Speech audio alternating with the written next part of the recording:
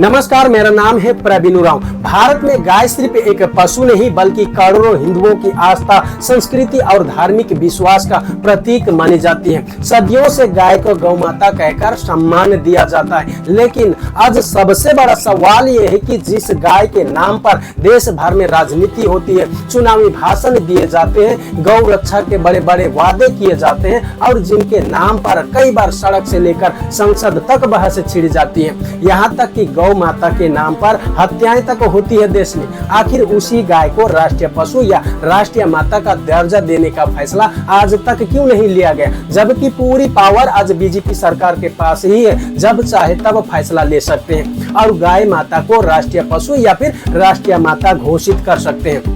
ये सवाल इसलिए और ज्यादा बड़ा हो गया है क्योंकि पिछले कुछ समय से शंकराचार्य परंपरा से जुड़े स्वामी अभिमुक्त स्वानंद सरस्वती लगातार इस मुद्दे को उठा रहे हैं और सरकार से पूछ रहे हैं कि यदि गाय भारतीय संस्कृति और हिंदू समाज की आस्था का केंद्र है तो उसे राष्ट्र माता या राष्ट्रीय पशु घोषित करने में आखिर हिचकिचाहट क्या है। दिलचस्प बात यह है कि अब ये मांग सिर्फ संत समाज तक सीमित नहीं रह गई, बल्कि पश्चिम बंगाल में कुछ मुस्लिम प्रतिनिधियों द्वारा भी गाय को राष्ट्रीय पशु या राष्ट्रीय माता घोषित करने की मांग उठ रही है। मुसलमानों का कहना है कि अगर गाय को राष्ट्रीय पशु या राष्ट्रीय माता घोषित कर देने से समाज में गाय के नाम पर जो नफरत और हिंसा की लगातार घटनाएं होती है उसमें सुधार हो सकती है। मुसलमानों की इस कदम से ये मुद्दा और तेजी हो गई।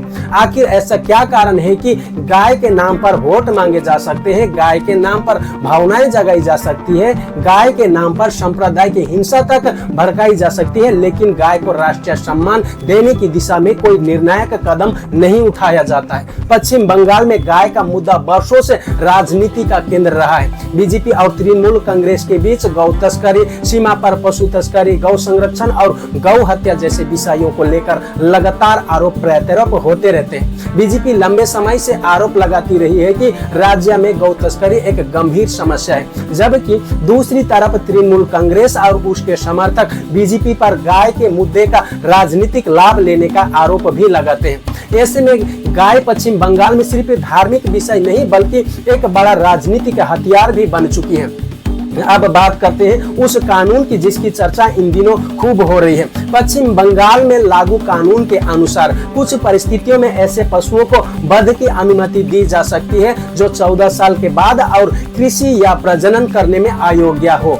अगर सीधी भाषा में इसे कहा जाए तो 14 साल के बाद आप गाय को काटकर बेच सकते हैं। इसी को लेकर कई संत, गौभक्त और हिंदू संगठन सवाल उठा रहे हैं कि यदि गाय माता है तो उसकी जरूरत के आधार पर उसका मूल्यांकन कैसे किया जा सकता है। उनका तर्क है कि माता की उम्र नहीं देखी जाती, माता हमेशा सम्मान की पात्र होती है। दूसरी ओर कानून का समर्थन करने वाले लोग कहते हैं कि ये व्यवस्था पशुपालन और कृषि प्रावधान को ध्यान में रखकर बनाई गई थी, लेकिन जनता का सवाल कुछ और है।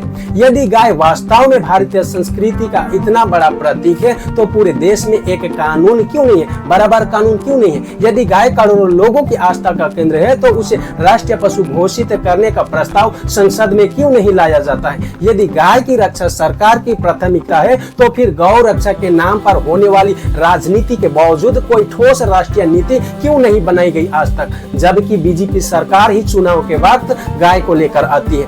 यही वो सवाल है कि जो आज आम नागरिक पूछ रहा है। आज देश के कई हिस्सों में लोग ये महसूस करते हैं कि चुनाव आते ही गाय की चर्चा बढ़ जाती है। नेताओं के भाषणों में गाय का महत्व दिखाई देने लगता है, टीवी चैनलों पर बहस शुरू हो जाती है गाय को लेकर, सोशल मीडिया पर हजारों पोस्ट वायरल होने लगते हैं, लेकिन चुनाव खत्म होते ही वही मुद्दा धीरे धीरे पीछे चला जाता है। ऐसे में लोगों के मन में ये सवाल उठना स्वाभाविक है कि क्या गाय वास्तव में आस्था का विषय है या फिर राजनीतिक दलों के लिए सिर्फ एक चुनावी मुद्दा जिसे चुनाव के वक्त लेकर आते हैं और जैसे चुनाव खत्म हुआ फिर बंद करके रख देते हैं। यदि सरकारें मानती है कि गाय भारतीय सभ्यता की पहचान है तो फिर उसे राष्ट्रीय पशु घोषित करने में बाधा क्या है। यदि बाधा संवैधानिक है तो जनता को इस बारे में स्पष्ट बता देना चाहिए, और यदि ऐसा करना संभव नहीं है तो फिर चुनावी मंचों पर बार बार इस विषय को उठाकर लोगों की भावनाओं को क्यों प्रभावित किया जाता है।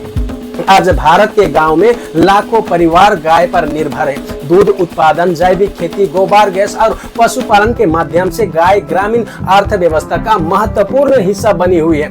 धार्मिक दृष्टि से भी गाय को विशेष स्थान प्राप्त है और करोड़ों लोग आज भी उसे माता के रूप में पूजा करते हैं। इसीलिए ये विषय केवल धर्म का नहीं है बल्कि संस्कृति, अर्थव्यवस्था, समाज और राजनीति सभी से जुड़ा हुआ है। यही कारण है कि जब स्वामी अभिमुक्त स्वानंद सरस्वती जैसे संत इस मुद्दे पर सरकार से जवाब मांगते हैं, जब विभिन्न समुदाय के लोग गाय को राष्ट्रीय पशु घोषित करने की मांग करते हैं, तब ये बहस और भी ज्यादा महत्वपूर्ण हो जाती है। आखिर देश को ये जानने का अधिकार है कि गाय के नाम पर राजनीति करने वाले दल इस विषय पर अपनी अंतिम और स्पष्ट नीति क्या रखते हैं। क्या वे वास्तव में गाय को राष्ट्रीय पशु या राष्ट्रीय माता घोषित करना चाहते हैं, या फिर ये मुद्दा केवल चुनावी भाषणों और राजनीतिक नारों के लिए लोगों के सामने निकाला जाता है। क्या गाय भारत के संस्कृति की आत्मा है या फिर सिर्फ वोट हासिल करने का एक प्रभावशाली जादुई छड़ी? क्या गाय का सम्मान केवल भाषण में होगा या उसे राष्ट्रीय स्तर पर कोई विशेष दर्जा भी दिया जाएगा? ये वो प्रश्न है जिसका उत्तर देश की जनता आज भी खोज रही है, और जब तक इस प्रश्न का स्पष्ट उत्तर नहीं मिलता है तब तक गाय को लेकर राजनीति, बहस और विवाद शायद इसी तरह जारी रहेगी। इसीलिए आज सबसे बड़ा सवाल ये है कि यदि गाय वास्तव में राष्ट्र की आस्था का प्रतीक है तो उसे राष्ट्रीय पशु या राष्ट्रीय माता घोषित करने में देरी क्यों? और यदि ऐसा नहीं किया जा सकता तो फिर उसके नाम पर जनता की भावनाओं को बार बार क्यों जगाया जाता है? यही सवाल आज देश के करोड़ों लोगों के मन में है, और शायद आने वाले समय में भी भारतीय राजनीति से इस तरह की प्रश्न पूछा जाएगा। इस विषय पर आप लोग क्या सोचते हैं कमेंट करके जरूर बताइए, और अभी तक आप लोगों ने इस चैनल को सब्सक्राइब नहीं किया है तो चैनल को सब्सक्राइब जरूर कर लीजिए। धन्यवाद। जय हिंद।